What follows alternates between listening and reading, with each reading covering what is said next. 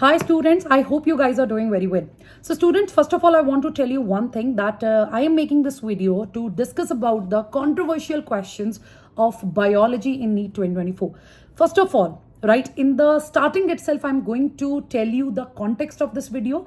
Guys, I strongly believe that there is no controversial question in biology.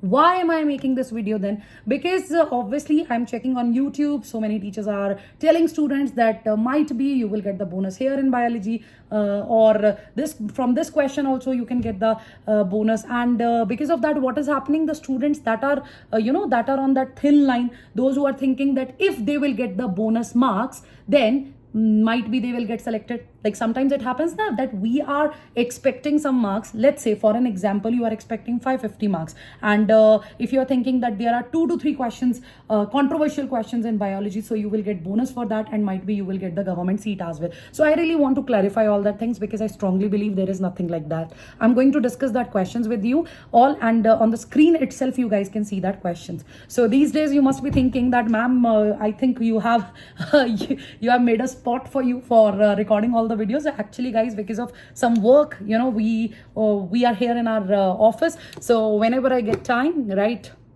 I provide you the information that I believe you should know. Okay, so first of all, let me start with that question, right? You can see it on your screens as well, and I'm going to read it for you. That in an ecosystem, if the net primary productivity, that is NPP, of first trophic level is 100x, and units, you know that k calorie per meter square per year, what would be the GPP of the third trophic level of the same ecosystem? So guys, as per NCERT or as per the concept itself, when you talk about the gross primary productivity, you talk about that productivity when there is the photosynthesis. So of course, your plants are going to do the photosynthesis. So at that level, you are going to see this. So no doubt here, some teachers, they mentioned that what would be the GPP of third trophic level of the same ecosystem. So we cannot use the word GPP, right? Even in the NCERT, or this is something general, I always discuss it with my students and my batches, that at first trophic level, you talk about GPP and NPP. So the NPP of plants means whatever they have after the respiration, right? Whatever they have after the respiration, that is the NPP, and this is the NPP that they are going to offer to the next trophic level. So for next trophic level, the NPP of first trophic level, for the next trophic level, it will become the secondary, right? Secondary gross productivity. This is how it works. So we know that only 10% will pass to the next trophic level. So you guys can see 100 is given. So if you take the 10% of that 100, then you know what will be the answer. Means if NPP of first trophic level will be the GPP, right? It will be the you can say that secondary productivity of the gross secondary productivity of the T2, that is second trophic level. Now you have to count it for the third trophic level. So obviously 10% of it will pass, and that 10% of it is nothing, but it is going to be the 10x, isn't it? So that 10x that will pass to the third trophic level will make its right productivity. It's that gross productivity. So as per that, answer should be 10k kilocalorie per meter square per year. Now guys, here no doubt this thing is valid, that they have mentioned gross primary productivity, and when it comes to the gross primary productivity, it is for the first trophic level where photosynthesis is occurring. I strongly agree, right? But still if you will ignore this thing, which if you will if you will interpret the exact meaning of this question, then the answer should be 10x. Okay, and this question, because it is in section B, and in section B you are getting the choice as well. So I know many students, they didn't attempt it. Okay, why? Because even they are confused. Okay, and if someone has marked the answer 10, then yes, there are chances that this question will be correct. So again, I will tell you, in this case, like 50-50 chances are there that they'll give you the bonus marks, but you should not consider that. I'm telling you this thing very clearly. You should not expect it. If you will get bonus marks, then it is good, but I think you should not expect it. Let's move to the next question then. Again, I strongly believe it is not at all controversial. I don't know why people are highlighting it too much. Let me tell you. Statement 1 is saying mitochondria and chloroplast both are double membrane bound organelles. Of course, it is correct. Statement 2 is saying that inner membrane of mitochondria is relatively means when we are comparing it, less permeable as compared to the chloroplast, right? As compared chloroplast, this is, they have mentioned. So of course, answer here is statement 1 is correct, statement 2 is incorrect, because even if you will check the NCERT, it is clearly mentioned that inner membrane of mitochondria, right? They have mentioned it is relatively less permeable, right? Inner membrane of mitochondria, it is relatively less permeable, right, bache, as compared chloroplast. So in NCERT, it is written like mitochondria, chloroplast are also double membrane bound. Of the two, inner chloroplast membrane is relatively less permeable, not of mitochondria. So directly it is incorrect. But some teachers are saying because they just mentioned as compared chloroplast. So obviously you know that in both the organelles, outer membrane is comparatively more permeable,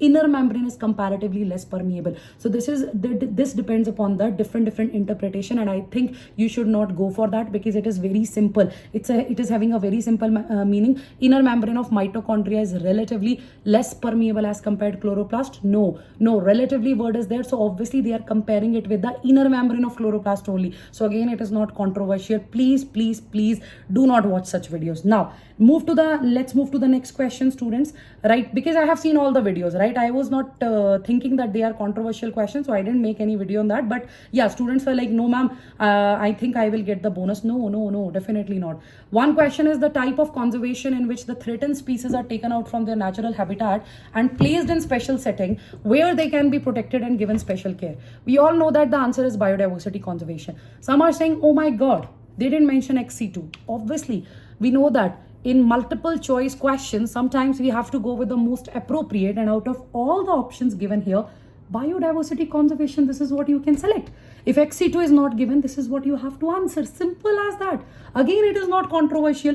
One more question, because I have seen, I think, most of the videos on that. That is why finally I'm making it, because students are also confused. They are thinking maybe they will get the bonus marks, maybe they will get the admission, and I really don't want to give you the false hope, students. I know some students are going to hate me for this. Oh my god, we were thinking that we are going to get the bonus marks, and this is what this teacher is saying. But students, I really need to tell you the things which are genuinely there. Now, in one of the question, out of one pair of factor, one is dominant, other is recessive. It is on the law of dominance. This statement is of course correct.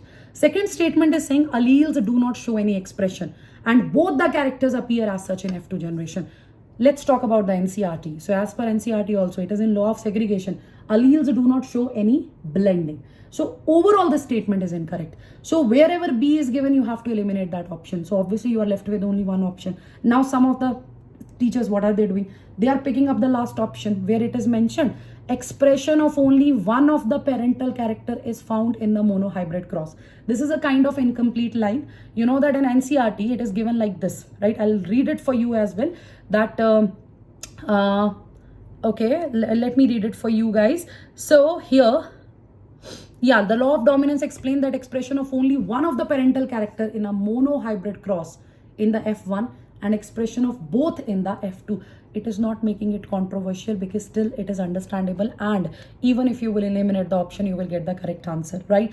And yes, I have seen one more video, one where teachers are picking up the topic from this. In C3 plants, some oxygen binds to ribosco, hence carbon dioxide fixation and is decreased. We know that photorespiration it is. Statement 1 is correct.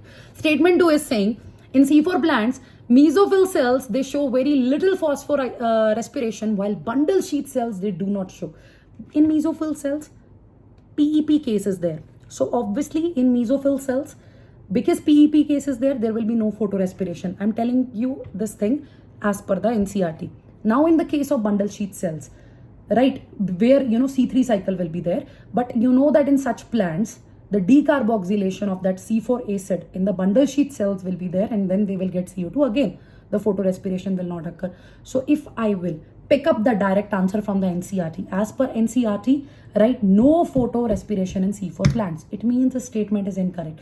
Even if I talk about that concept, right, that we have studied in higher classes. In higher classes, in some books, no doubt it is mentioned that in C4 plants, mesophyll cells show very little photorespiration. No, even in higher classes, it is mentioned that in C4 plants, we can see very, very, very less photorespiration, right? Even, right, I have studied that. They didn't mention it like this. So obviously again it is not controversial at all. So I hope I'm able to clear all your doubts, right bache? Trust me, don't hate me for this. I'm not going to give you any false hope. The reason is very simple, because if you will get the clarity that whether you are going to get selected or not, accordingly you can decide for your future, right? You want to quit or you want to take a drop. Guys, you know it very well. From last 1 year, we are actually training, we are actually providing the guidance to the students, right? Obviously we know that in the southern part of country, right, students, they are not able to understand the Hindi language. That is why we started this channel, because we have seen so many Hindi channels on YouTube, and we have seen that students, they are struggling, right? The students of southern part of India, they are struggling, and they want something for them as well, something which is as per their convenience, the language that they can understand. So that is why we started this channel. We are very much connected to it, we are very much connected to you. So last year our Avengers batch, our NEET Endgame batch, Dream Crash Course batch, they all were successful.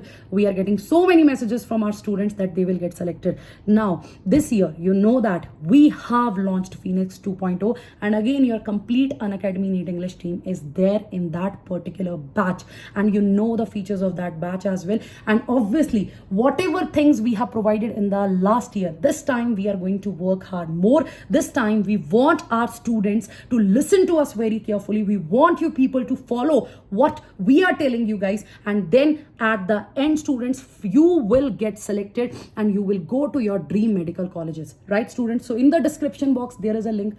Click on that link, be the part of our batch, because we are going to start that batch from 18th of May, where in detail your syllabus will be covered. That is in 6 months, 2 months for the revision, and then up to your NEET, your revision sessions will be there, the DPP solving, the PYQ practice, even the marathons will be there when we will be done with 4 chapters. Imagine, right? So it is not something we will just complete your syllabus and we will say tata bye bye to you. No, DPP solving, PYQ practice, notes, right? The personal mentorship, one-on-one mentorship will be provided to you, and we are going to take care of you. We are taking your responsibility basically if you will be the part of that batch, right, students? So join that batch as soon as possible, and I won't say as soon as possible, from 18th of May we are going to start our classes, and I want you people to be the part of that batch so that we can start our preparation from that very day and we can complete our syllabus in that 6 months. If you will start late, obviously, then again that anxiety,